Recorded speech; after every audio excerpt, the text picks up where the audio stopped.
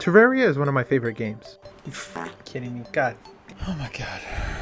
But this video isn't just about Terraria. The Terraria Calamity mod is one of the most notorious mods on Team ModLoader, with it having some of the hardest bosses, unique weapons and accessories, and a whole team of great developers that created it all. Some of you are probably wondering, what the heck is Terraria? And to that I say, put on your seatbelts because I'll explain it all. And we'll see, can I beat Terraria Calamity mod with the worst class in the game? Our first step is to create a character, to which I appropriately named. Secondly, let's make a world. Terraria has two different starting evil biomes, the Corruption and the Crimson. The Corruption is speculated to be loosely based on The Color Out of Space by H.P. Lovecraft. Considering the final boss of Terraria is Cthulhu, it more than likely is. The appropriately named Corruption is, well, a corrupted part of the overworld that will slowly spread throughout the progression of the game.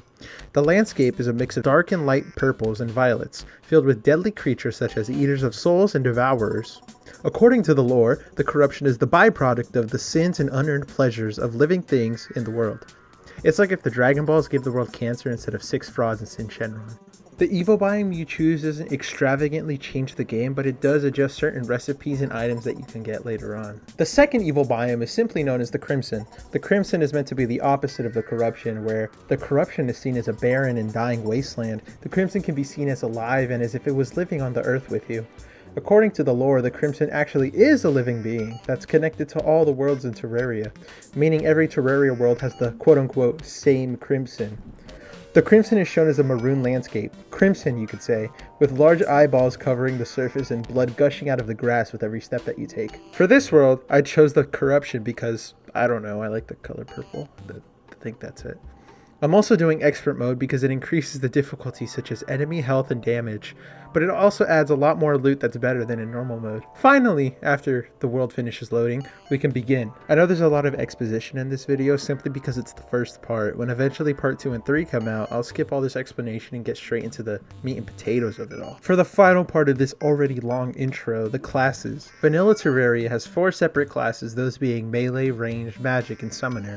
Melee being the best one, you can't change my mind, but it's actually Summoner, but I'm not going to get into that right now. There's different accessories, armor, and of course weapons for every class that makes them unique, and although some can be better than others at different stages of the game, they're relatively balanced, which is something I love about this game.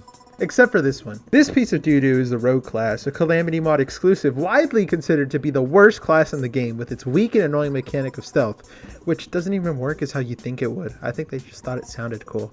Basically, some weapons have limited uses, like some throwing knives, and other weapons deal as low as 1 damage when you don't attack using stealth.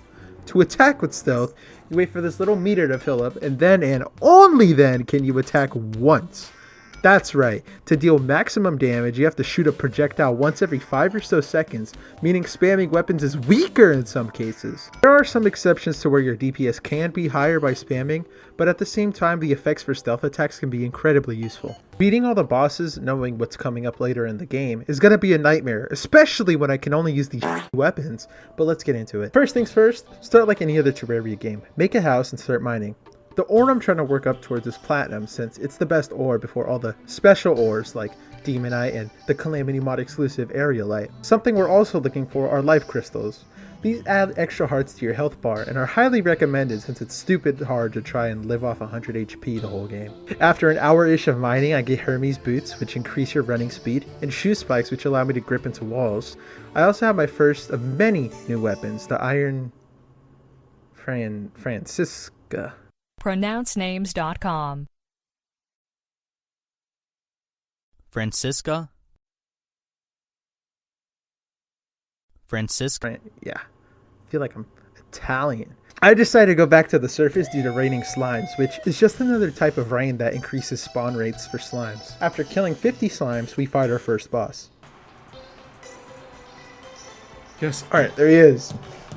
Oh, pray for me, pray for me, pray for me, pray for me. I'm cooking him, trust me. I'm cooking him, trust me. I might need more axes. Oh, it's so close to being over. It's so close to being over, but I'm the GOAT.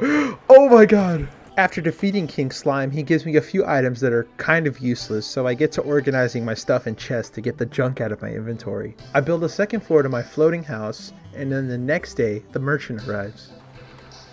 Wilbur the Merchant, where he at? In Terraria, there's a total of 26 NPCs that can move into your houses, including the guide that spawns when you make a world. They all do different things like sell specific items, provide information about materials in the world, or give you quests and tell you to screw off because they're assholes.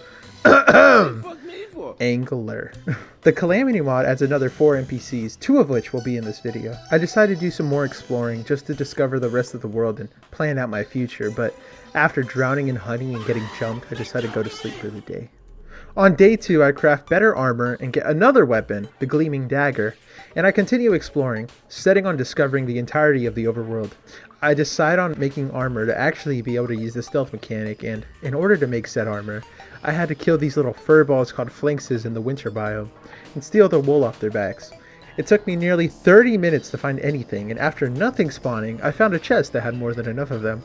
But just because, I don't know, the world hates me or something, they started spawning like crazy. I killed all of them and their kids before heading back to finally unlocking the shitty stealth mechanic. After crafting my new armor, I decided to fight King Slime again just to be able to see if the stealth was any good. Next, I set my eyes on the next set of bosses, Sir Nautilus and the Desert Scourge. Sir Nautilus took me a few tries for nothing I could really use, but Desert Scourge should be in prison for how hard he f***ed me without consent. This fight was so annoying and I was so bad. I spent about an hour and a half trying to beat him just for his head to fall off. Oh my god. And I died to the skull falling. After I beat him, I got off and I cried myself to sleep, realizing that this challenge might just be my 13th reason. When I got up for day 3, my goal was to kill the Eater of Worlds, the boss in the corruption, but after the trauma that was the Desert Scourge, I figured that I should make a better weapon. Bad news, I can't make any better weapons because they're all locked behind that stupid worm. I spent most of day 3 exploring and trying to kill the worm, but most of the day was just me dying and getting even more demotivated. At nighttime, I crafted a suspicious looking eye and used it to summon the Eye of Cthulhu. The Eye of Cthulhu, according to the lore, is one of the body parts that the Dryads had ripped out of Cthulhu before he ran away to the moon. The Dryads also ripped out parts of his skeleton and his brain, those being Skeletron and the brain of Cthulhu. After a quick and short-lived victory against the Eye, I roamed some more before finding myself trying to fight Crabulon. I say trying because if Desert Scourge wasn't that bad, the fucking Crabulon was even worse. I keep getting hotboxed by spores, and after an attempt or 2, I give up on fighting Crabulon, heading straight to sleep, distraught. For day 4, when I say we've never been so back before, we have never been so back before! I explored the underground jungle and the sunken sea biome, a newly added biome in the Calamity mod, with a few new weapons like sand dollars, and with a bit of strategy, I finally beat Crabulon. For my second win in this challenge, I killed him a few more times because I'm like that. I spun on the worm and beat him in like 2 tries. With the shadow skills from the worm and some items I got from the Sulphur Rain event, which I'll come back to another time when it becomes more relevant, I made some new armor and better weapons. I dug all the way to hell by digging straight down and mined up Hellstone, an ore only found in lava. With all these new materials, I made new weapons and went on to the next boss, the Hive Mind. I was pumped again having conquered those bosses in just a single day. The next day I'd set my eyes on playing even longer and trying to finally complete pre-hard mode. Terraria Calamity mod is split into 3 different sections: pre-hard mode, hard mode, and post-moon mode. This video only covers pre-hard mode, where part 2 and part 3 will cover hard mode and post-moon lord respectively. If I were to jam all 3 into a single video, not only would it be even longer, but it would take me a lot longer to complete. On the final day, I tried getting better equipment and took some time mining in the sunken sea. After a few minutes of mining, a goblin army invaded. The goblin army is one of many raids that can happen in Terraria.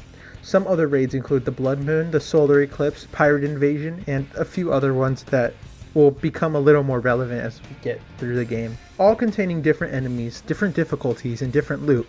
The Goblin Invasion is good because upon completion, the Goblin Tinkerer spawns.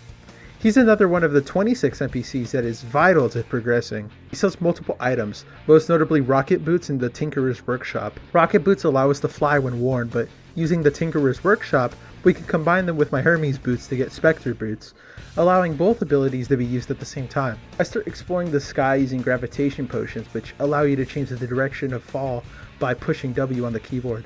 I find multiple flying islands and mine the area light on them. Area light being another new ore added within the Calamity mod. After exploring for a while, I decided to go back into the Sunken Sea to find one of many Draydon labs. Draydon is an important character in the lore of the Calamity mod, therefore not canon to the original story. The Calamity mod lore is interesting though, so if you haven't played the mod itself, or if you're interested in doing so, you can read all the lore found in the game on the Calamity mod wiki, and the download link for the mod will be in the description. Draydon will become more relevant later in the story, but right now, just know that we're taking his blueprints because he made some really good weapons. The next boss I took on was Queen Bee, a giant bee found only in the underground jungle biome. It was a cakewalk that I'm surprised I had no difficulty beating. With that, I took it upon myself to fight her a few more times for beeswax, a material I can use to craft a weapon that really didn't do anything because my saving grace came from my boy, Draydon. Watch me, I feel like Emmett in the Lego movie. Watch me master build it right now. This awesome, perfect, amazing, wonderful, fun, graceful, appealing weapon is called the tracking disc. And basically it just shoots lasers at the nearest enemy while it's spinning, shooting 3 times as many lasers when used as a stealth attack. With this newfound weapon, I took on Skeletron, the defender of the dungeon. Alright, let's do this. If you don't know how Skeletron works, the main thing you gotta worry about is killing his head. Technically, it could be easier if you were to get rid of his hands first. If you're able to just kill his head, then that's good enough. If you try to enter the dungeon without defeating him, you get insta-killed. But after gaining access to the dungeon, you can find locked chests with even more loot and another NPC known as the Mechanic. She allows us to buy wires, which then allow us to make the decryption computer and add on to the Codebreaker. Codebreaker allows us to decipher different blueprints by Draydon, assuming we install the correct attachments. More on this in the next video. The next boss I would fight is the Slime God, which in reality he's just a pussy. He runs away after you defeat his guardians. This is the Slime God, not bees. Anyways, he probably took the longest out of all the bosses I fought in this last day, but after maybe 30 to 45 minutes I finally defeated him, allowing me to make even better armor. After being tested a few times with BS bosses and bad weapons, it was finally time for the final boss of free hard mode, the Wall of Flesh. The Wall of Flesh, according to the wiki, is the guardian of the world. It also is the boss that causes the game to change from pre-hard mode to hard mode. According to the lore, once it's defeated, the world searches for a new guardian, that being the Hollow. The Hollow is a biome that generates in hard mode, therefore I won't go into too much detail about it, so stay tuned for the next video. Anyways, to summon the Wall of Flesh, you have to sacrifice the guide, which is kind of crazy. And to do this, you have to drop a guide voodoo doll into any pit of lava in the underworld. Why they only made a guide in a clothier voodoo doll? Don't ask me. Prior to his sacrifice, I prepared a runway for me to run across since hell is like 75% lava and lava is going to kill me in like 5 seconds. Once the runway was done, I threw the doll in and... So I failed a few times, but finally using my good old trusty tracking disc... Fuck yeah. Wow! We did it! Just like that, pre-hard mode was complete. It honestly didn't take me too long because I was just trying to speedrun it as fast as possible. It took me around 12 hours to complete and around 5 days total. Only a few moments of despair also. From here, the bosses will only get harder and the headaches will only get bigger. Will I be able to beat the rest of the game?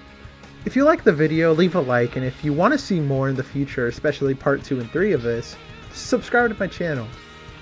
Thank you for watching, and I'll see you next time as I attempt to beat Terraria Calamity mod hard mode with the worst class in the game.